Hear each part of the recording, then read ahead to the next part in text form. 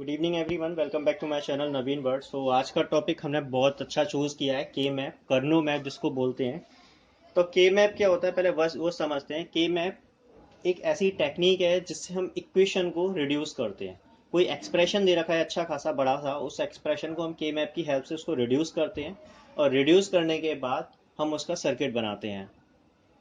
बात आती है रिड्यूस की नीड ही क्या है। के मैप के अंदर रिड्यूस की नीड क्या है। के मैप के अंदर रिड्यूस की नीड इसलिए होती है कि जो सर्किट होता है वो हमारा कलेक्शन ऑफ गेट्स होता है, और गेट्स काफ़ी कॉस्टली होते हैं।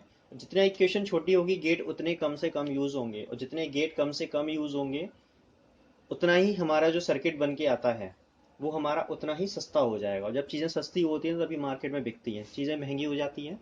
क्योंकि गेट बनाते वक्त, जो सर्किट बनाते वक्त, कॉपर का भी यूज़ होता है, सिल्वर का भी यूज़ होता है, और गोल्ड का भी यूज़ होता है। तो जैसे अब आईफोन है, आईफोन जो महंगे हैं, क्यों हैं आईफोन महंगे? वो इसलिए महंगे हैं कि उनका सर्किट हो सकता है वो गोल्ड से बना हो, सिल्वर से बना हो। और जो बाकी फ़ोन यूज़ होते हैं, इंडियन फ़ोन है या मान चलिए एमआई का फ़ोन है या वीवो का फ़ोन है, वो कंपेयर टू एप्पल के फ़ोन से इतने सस्ते क्यों हैं? क्योंकि हो सकता है वो कॉपर यूज़ कर रहे हो। तो इस वजह से ये एक रीज़न रहता है बाकी फ़ोन्स का महंगा होना। इसी तरीके से टीवी का सिस्टम होता है, बाकी हर चीज़ों का होता है, क्योंकि सबके पीछे कहीं ना कहीं एक सर्किट डिज़ाइन होता है। इलेक्ट्रॉनिक फॉर्म में सिग्नल को पास करने के लिए हम लोग सर्किट डिज़ाइन करते हैं। तो भाई वही बात करेंगे के मैप। तो के मैप के अंदर सबसे पहले तो ये समझते हैं कि के मैप की फॉर्म कैसे होती है, फॉर्म होने के बाद ये वेरिएबल्स के ऊपर कैसे डिपेंड करता है। जैसे मैंने यहाँ पर लिखा F A, B और सिग्मा, और यहाँ मैंने लिख दिया 0 1 और 2 लिख दिया। के मैप का क्वेश्चन कुछ इस तरीके से होता है। ये कितने वेरिएबल्स हैं? 2 वेरिएबल है, 1 और 2, है ना। तो ये डिपेंड करता है कि के मैप एक्चुअली जनरली क्या है, ग्राफिकल रिप्रेजेंटेशन है डेटा का। डेटा को ग्राफिकल में रिप्रेजेंट करते हैं रेक्टेंगल के बॉक्स के अंदर। ठीक है। यहाँ 2 वेरिएबल्स हैं, जो वेरिएबल्स काउंट होते हैं वो 2 टू द पावर n के हिसाब से काउंट होते हैं। यानी अब यहाँ पर 2 टू द पावर 2 है, तो यानी कितने हो गए? 4। यानी के मैप कुछ इस तरीके से बनेगा। 2 वेरिएबल्स हैं, ये वाला जो साइन होता है ये वेरिएबल को सेपरेट करता है, जैसे a और b। ठीक है। अब a की दो वैल्यू हो सकती हैं, आइदर 0 और 1। ऐसी b की दो वैल्यू हो सकती हैं, 0 या 1। ठीक है ना। अगर मैं देखूं तो इसका मतलब ये वाला जो बॉक्स है केवल और केवल 0 के लिए काम कर रहा है, क्योंकि ऊपर भी 0 है नीचे भी 0 है। और ये वाला जो बॉक्स है केवल 1 के लिए काम कर रहा है। देखो इधर से तो 0 और इधर 1 है, 0 और 1 को अगर मैं देखूं तो 1 ही आएगा। अभी इसको देखूं तो ये 1 और 0 के लिए काम कर रहे हैं, नहीं अब ये 2 के लिए काम कर रहा है, और इस तरीके से ये 3 के लिए काम कर रहा है। यानी हमें जो डेटा दे रखा है इसको हमें इसके अंदर रिप्रेजेंट करना है। के मैप जो होता है, ये जो बॉक्सेस हैं ये मैक्स टर्म और मिन टर्म दोनों को रिप्रेजेंट करते हैं। सिग्मा लग रहा है तो हम यहाँ 1 लिखते हैं, और यहाँ पाई का साइन होता है तो हम 0 लिखते हैं। क्योंकि इससे पहले की वीडियोस में भी मैंने बताया होगा आपको कि सिग्मा का मतलब हो गया एसओपी। और एसओपी में हम क्या करते हैं, 0 के ऊपर बार लगाते हैं, 1 के ऊपर बार नहीं लगाते। तो हम यहाँ 1 ही लिखेंगे, उन बॉक्सेस के अंदर 1 लिखेंगे जहां पर ये नंबर्स दे रखे हैं। बस ये एक छोटा सा तरीका हो गया, तैयार हो गया। तैयार होने के बाद कुछ नहीं है, बस हमें इसको, ये हमारा बन गया है। अब इसको रिड्यूस कैसे करेंगे। हम बात करते हैं इसमें ज़्यादा से ज़्यादा बड़े बॉक्स की। जितना बड़े से बड़ा बॉक्स, जितने से बड़ा बड़ा मैपिंग हम कर सकते हैं, हमारी इक्वेशन उतनी ही रिड्यूस हो जाती है। अगर मैं देखूं तो मैं इन दोनों से मिलके एक पेयर बना सकता हूं, और एक इन दोनों से मिलके भी एक पेयर बना सकता हूं। बस यहाँ कोई वेरिएबल नहीं है। अगर मैं बात करूँ तो यानी अब जो इक्वेशन निकल के आएगी इसकी, वो इस तरीके से निकल के आएगी कि एफ इज इक्वल्स टू, यहाँ लिखेंगे हम जैसे ए और बी। लिखने के बाद ये जो 1 है इसके ऊपर जो वैल्यूज़ हैं ये वाली इन दोनों के नीचे लिख लो।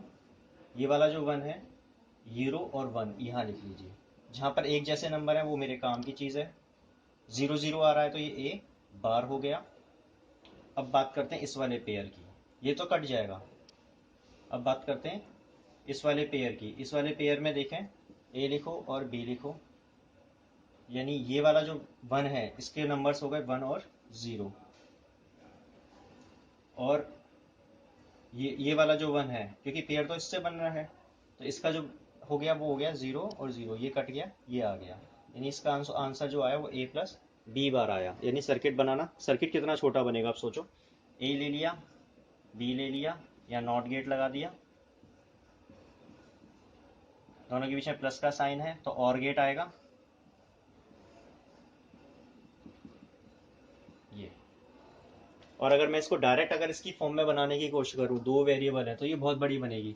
अगर मैं जीरो की बात करूँ तो ये हो जाएगा ए बार बी बार, प्लस वन की बात करूँ तो ये हो जाएगा ए बार बी, और टू की बात करूँ तो ये हो जाएगा मेरा ए बी बार ये।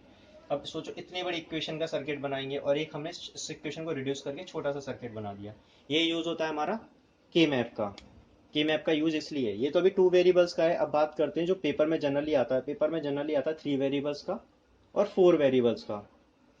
कि फोर वेरिएबल्स का के मैप कैसे बनाएंगे और थ्री वेरिएबल्स का के मैप हम किस तरीके से बनाएंगे।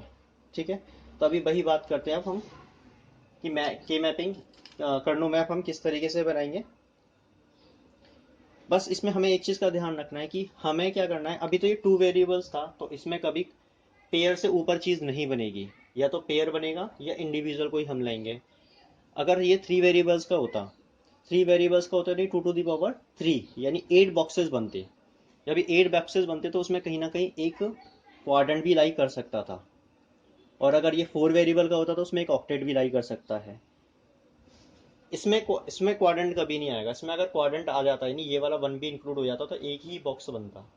जब एक ही बॉक्स बनता तो कोई भी वेरिएबल नहीं बनता, यानी इक्वेशन ही नहीं बनती। अब बात करते हैं आगे की। लेते हैं एक फोर वेरिएबल का मैं एग्जांपल लेता हूं, तब आपको शायद चीजें समझ में आएंगी। मैं एक फोर वेरिएबल का एग्जांपल ले रहा हूं। फोर वेरिएबल के एग्जांपल में के मैप कुछ इस तरीके से बनता है। पहले एक बड़ा सा बॉक्स, फोर वेरिएबल्स हैं यानी two to the power four, यानी बॉक्सेस बनेंगे 16। तो हम 16 बॉक्सेस बनाने की कोशिश करेंगे। तो पहले हम 16 बॉक्सेस ही बनाते हैं यहाँ पर।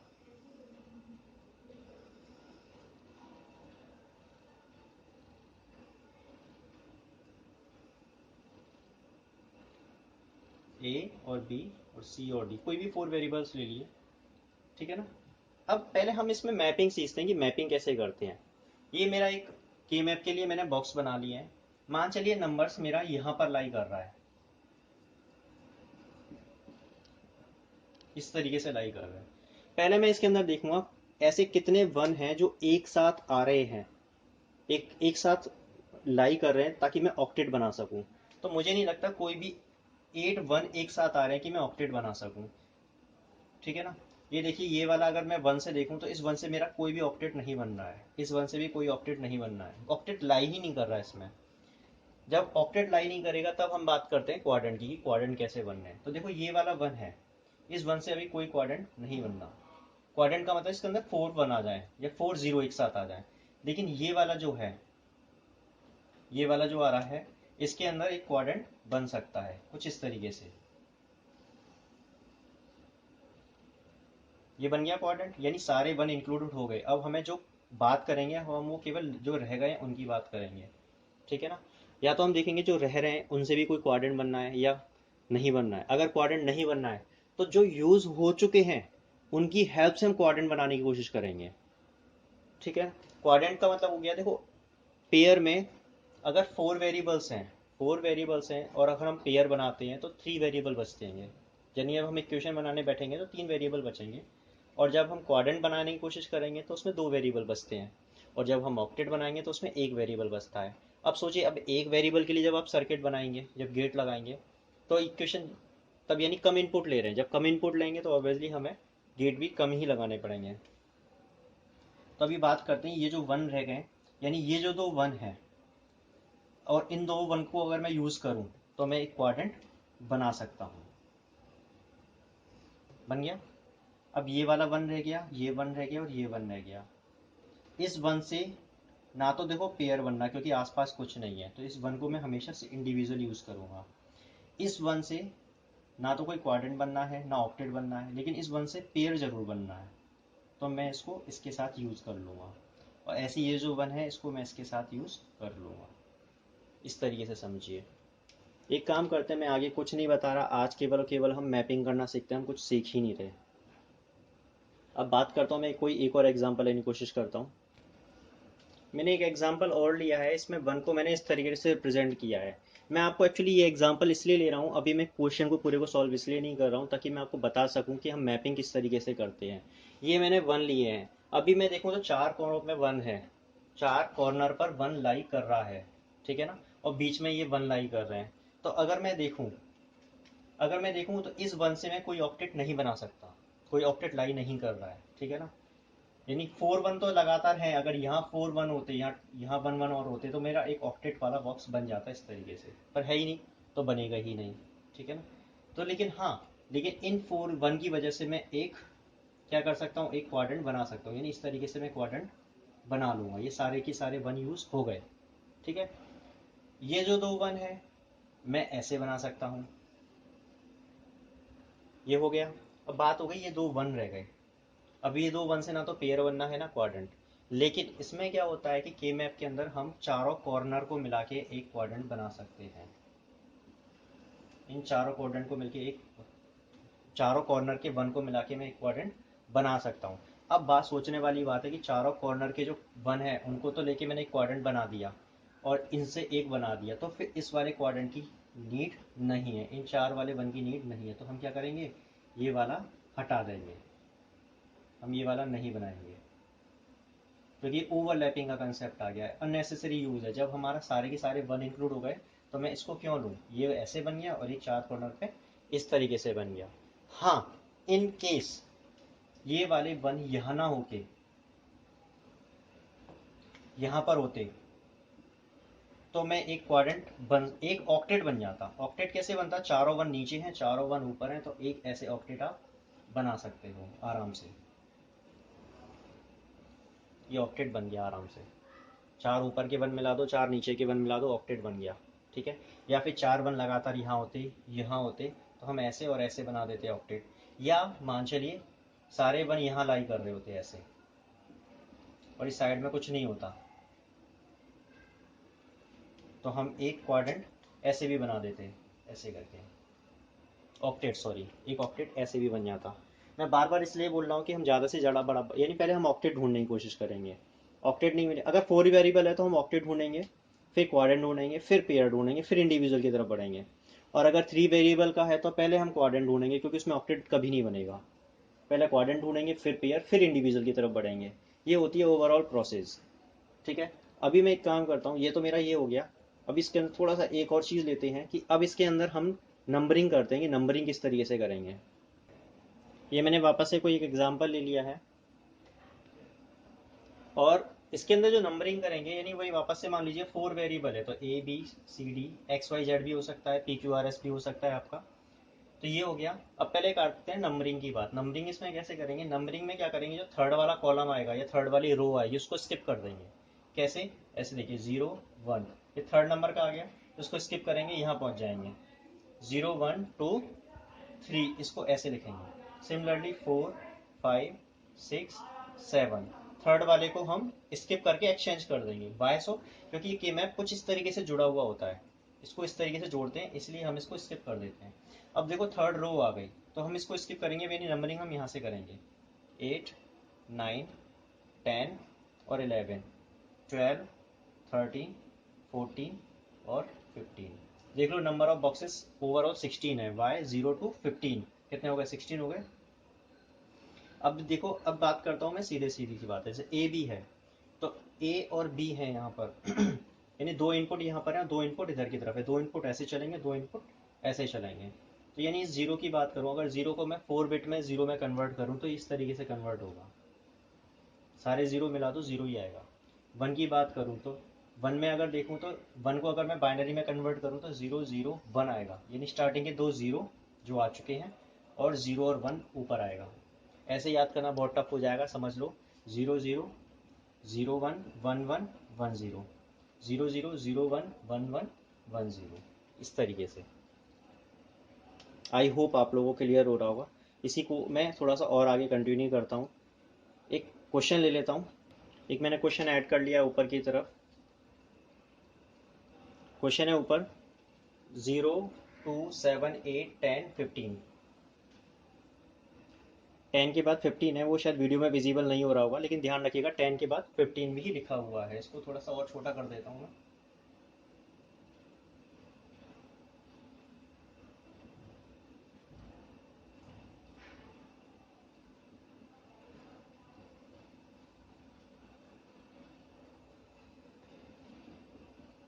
आई होप अब विजिबल हो रहा होगा, आप देख पा रहे होंगे अब इसको। तो अब जो जो नंबर्स हैं, जहाँ जहाँ पर नंबर्स हैं, ये जो नंबर आ रहे हैं, इन नंबर्स को हम यहाँ पर रिप्रेजेंट करेंगे। आगे सिग्मा लिख रहा है तो 1 लिखेंगे, पाई लिख रहा होता तो हम 0 लिखते। तो 0 में लिख देंगे हम 1। 2 आ रहा है हमारा, 2 में 1 लिखेंगे। 7 ये रहा, 8 10 और 15। अब इन सारे नंबर्स को 1 को देखो एक बार, और देखने के बाद ये देखो क्या इसमें ऑक्टेट लाई कर रहा है। पहले बात तो मैं ऑक्टेट तो तब लाई करेगा जब नंबर ऑफ जो टर्म्स होंगे वो 8 होंगे। तो नंबर ऑफ टर्म्स है ही इसमें 6 है, तो ऑक्टेट तो लाई करने का मतलब ही नहीं होता, यानी क्वाड्रेंट लाई कर सकता है। तो मैं अगर देखूँ तो चारों कॉर्नर पे 1 है, जब चारों कॉर्नर पे 1 है तो मैं एक ऑक्टेट ऐसे एक क्वाड्रेंट बना सकता हूँ चारों 1 को मिला के। मिल गया। अब बात करते हैं जो रह गए हैं। अगर मैं देखूँ तो ये 2 1 रह गए हैं, उसके अलावा और कहीं पर कुछ भी नहीं है। जब ये 2 1 रह गए हैं तो हम ये देखेंगे क्या इन दोनों 1 की हेल्प से और किसी को ऐड करके क्या मैं क्वाड्रेंट बना पा रहा हूँ। यहाँ आसपास कुछ भी नहीं है, नहीं है ना। तो हम क्या करेंगे, इनका इंडिविजुअली एक पेयर बना देंगे। ये पेयर बन गया। ऐसे करके सारे के सारे 1 जो है हमने कवर कर लिए। कवर कर लिए तो अब बात करते हैं कि इसको सॉल्व सॉल्व कैसे करेंगे। तो आप यहाँ पर इस तरीके से, ये रफ वर्क हो गया आपका। अब नीचे की तरफ क्या आप यहाँ लिखेंगे ए बी और सी और डी। ठीक है। पहले हम क्या करेंगे, चारों कॉर्नर पे जो 1 है, इस क्वाड्रेंट की बात कर रहे हैं, क्वाड्रेंट का मतलब 4 1 है। तो हर 1 के इनपुट्स लिखेंगे। ये वाला जो 1 है इसके आगे के इनपुट ये रहे और पीछे के इनपुट ये रहे, यानी 0 0 0 0। अब इस 1 की बात करूँ तो उसका आगे का इनपुट तो ये रहा 1 और 0, जो ए और बी के नीचे ही लिखे जाएंगे इसकी वजह से, है ना। अब इस 1 के सी और डी के इनपुट 0 0। सिमिलरली ये वाला 1 0 0, आगे तो ये लिख रहा है, पीछे ऊपर की तरफ है 1 0। और ये वाला 1 1 0 और 1 0। ठीक है ना। अब बात करूं तो एक लौता बी और डी एक ऐसा वेरिएबल है जिसके अंदर सारी की सारी वैल्यूज सेम है, बाकी ए और सी के अंदर नहीं है, तो हम ए और सी को इंक्लूड नहीं करेंगे। तो यानी ये हो गया F is equal to, B के अंदर सब जीरो है, डी के अंदर भी सब जीरो है, तो ये हो गया मेरा बी बार और डी बार प्लस। अब इस पेयर की बात करूं, लिख लीजिए ए बी सी और डी। इस 1 के आगे कितना लिख रहा है 0 1, और ऊपर क्या है 1 1। इस 1 के आगे क्या है 1 1, और ऊपर क्या है फिर वापस से 1 1। ये काम का नहीं है क्योंकि इसमें 0 भी आ रहा है और 1 भी, इसमें लगातार 3 1 है। तो बी सी और डी, यानी ये मेरा आंसर हो गया। ये ओवरऑल 4 मार्क्स का होता है। ये है प्रोसेस ओवरऑल करने की। शायद उधर की तरफ विजिबल नहीं है तो मैं एक बार आपको दिखा दूं ऐसे।